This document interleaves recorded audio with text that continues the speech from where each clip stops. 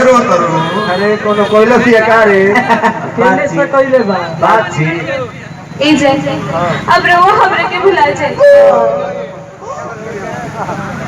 भुला जाए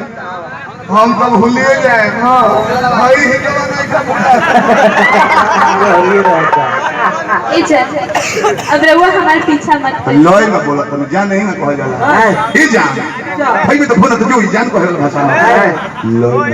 लय में कह लय में ए जान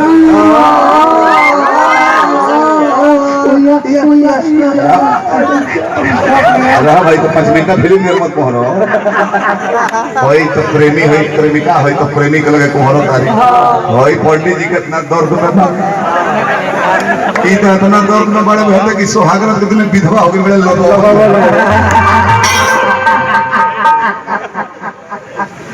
लय में कह ए जान जान जान कहे कि हमारा और ताकत आरू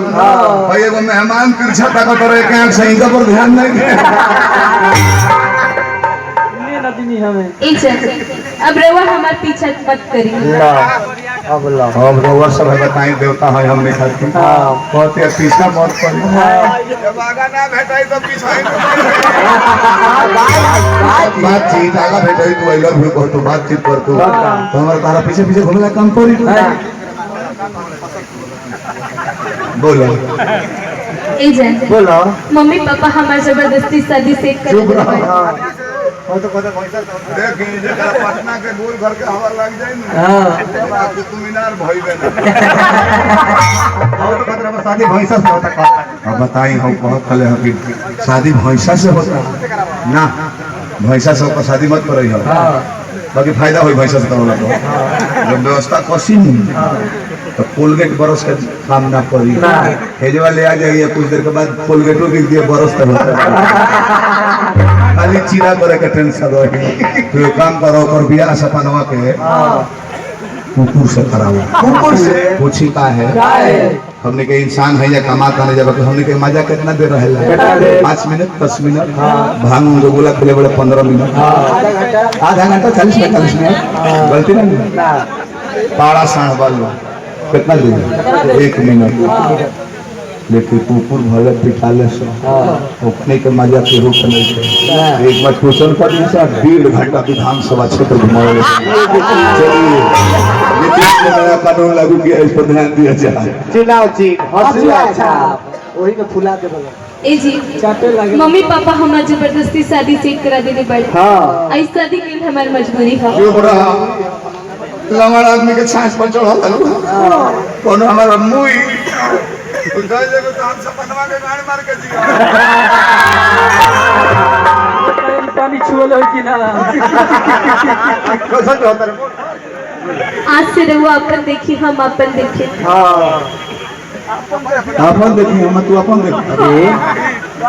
अरे साल भर पहले ले भुला गइलू हां कि हम तहार देखत हने तू हमार देखत मोबाइल बार के मुहावा उ दिन अब भुला जाए अरे वो हमरा से एगो वादा करी हां कि रहुआ हमरा शादी में जरूर आए रह आ खाना खा के जाए मान आराम से चुप चुप चुप चुप चुप पटल गया बोला मेरा मतलब तो बात बोल रहा मिली ना रहुआ हमरा से वादा करी ना कि रहुआ हमरा शादी में जरूर आए आ खाना खा के जाए यही बहाने हम रहुआ के देख लें आ वही लाल टी शर्ट पहन के आए कि जब हम अपने दुल्हा के गला में माला डाले हमरा लगे कि हम रउरी गला में माला डालत हन रहा दुल्हा में डाल दो हो जाए कि हमरा में डालता हां हटा जैसे हम ये तने सपनवा से बियाह कर लेना हम ओकरा में डालल तो जानत कि तोरे में डालत मालावा जमाल हो कौन मालावा वो है मालावा ए जंगल आपकी याद में हम दुनिया को भुलाए बैठे हैं आपकी याद में हम दुनिया को भुलाए बैठे हैं दिल का चिराग भी हम बुझाए बैठे हैं हम तो मरेंगे आप ही की बाहों में हम तो मरेंगे आप ही की बाहों में मौत से यही शर्त लगाए बैठे हैं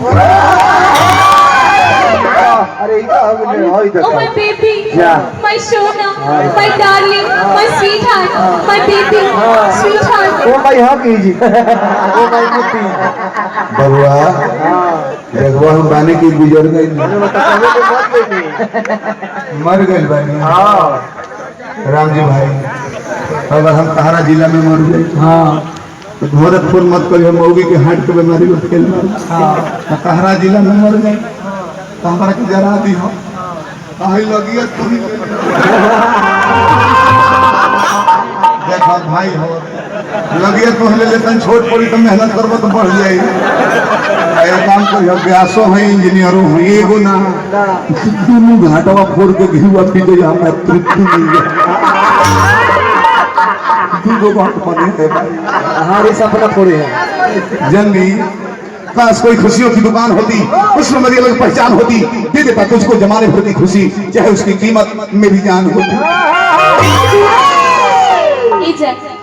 इस दिल के जज्बात भी बड़ी अजीब होती है, इस दिल के जज्बात भी बड़ी अजीब होती है कि इसे खुशी बड़ी नसीब से मिलती है। किसी और के पास आने से खुशी हो चाहे ना हो, किसी और के पास आने से खुशी हो चाहे ना हो, पर अपने दूर जाने से तकलीफ बड़ी होती है। आई लव यू बोला, आई लव यू। पटना मुलायम बोलती आई लव यू, हो न चलिए सब बोले कि आई लव यू, तो कहले कि आई लेव यू, तू कहले कि आई लेब